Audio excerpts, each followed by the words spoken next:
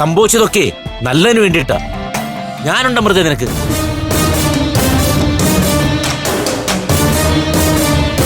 അടുത്ത ഒരു ശുഭമുഹൂർത്തം നോക്കി നിന്റെ കഴുത്തിൽ താലി കെട്ടാൻ പോകുന്നത് ഈ ഞാനായിരിക്കും. വാ അമൃത.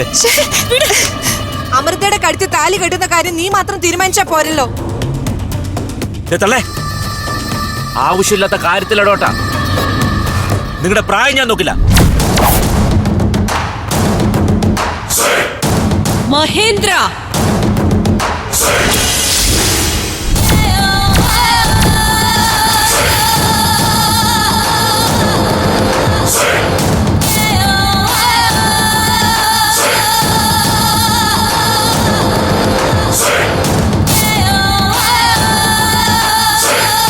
പോടാ.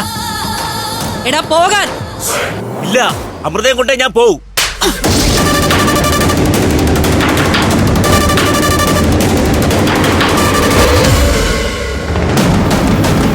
ഇന്ന് നീ ചെയ്തതിരിക്കട്ടെ, ഇതോടെ നിർത്തിക്കോണം.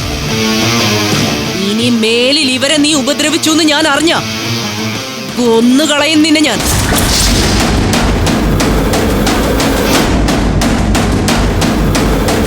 ചേച്ചി, എന്റെ അമൃത. മിണ്ടിപ്പോവരുത് നീ. നിനക്ക് ഞാൻ ചേച്ചിയാണെങ്കിലേ ഈ പിള്ളേരുടെ കാര്യത്തില് എനിക്കൊരു അമ്മയുടെ ഉത്തരവാദിത്വം ഉണ്ടെന്ന് കൂട്ടിക്കോ.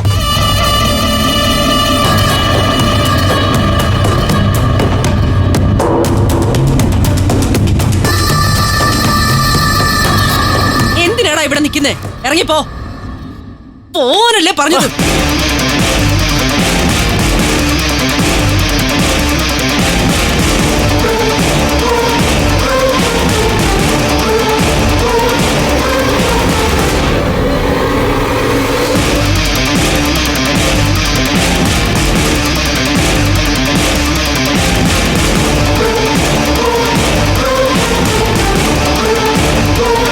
നിങ്ങളൊക്കെ എന്താ ഇപ്പൊ ചിന്തിക്കുന്നതെന്ന് എനിക്കറിയാം.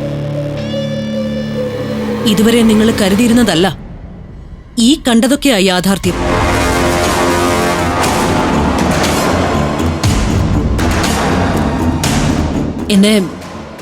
എന്നെ നിങ്ങളാരും ഒരിക്കലും മനസ്സിലാക്കിയിട്ടില്ല. എനിക്ക് നിങ്ങളോട് ആരോടും യാതൊരു ശത്രുതയില്ല.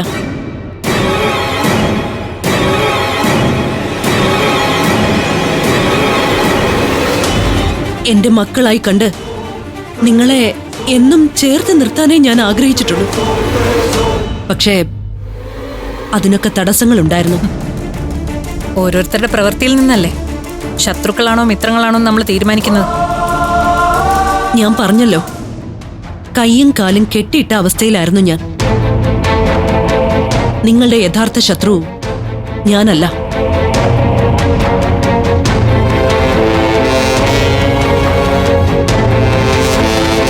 നിങ്ങളെ ശരിക്കും ദ്രോഹിക്കുന്നതും ഞാനല്ല.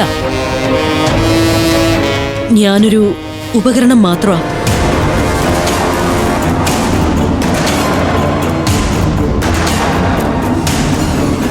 കൂടുതലൊന്നും എനിക്കിപ്പോ നിങ്ങളോട് പറയാൻ പറ്റില്ല. ഒക്കെ നിങ്ങൾക്ക് വഴിയെ മനസ്സിലാവും.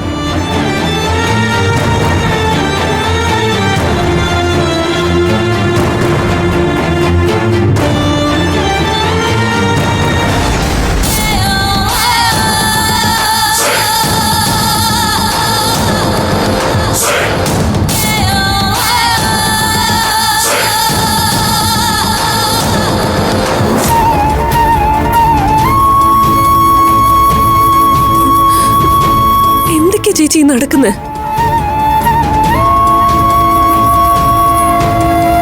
ഈശ്വര, ഈ പിള്ളേർ അറിഞ്ഞതിനും അനുഭവിച്ചതിനും മേലെ ഇനിയും കഥകളോ?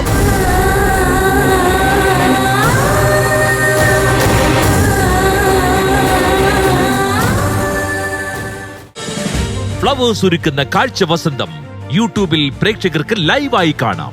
ഫ്ലവേഴ്സ് കോമഡിയിൽ ജോയിൻ ചെയ്യൂ, ആസ്വദിക്കൂ.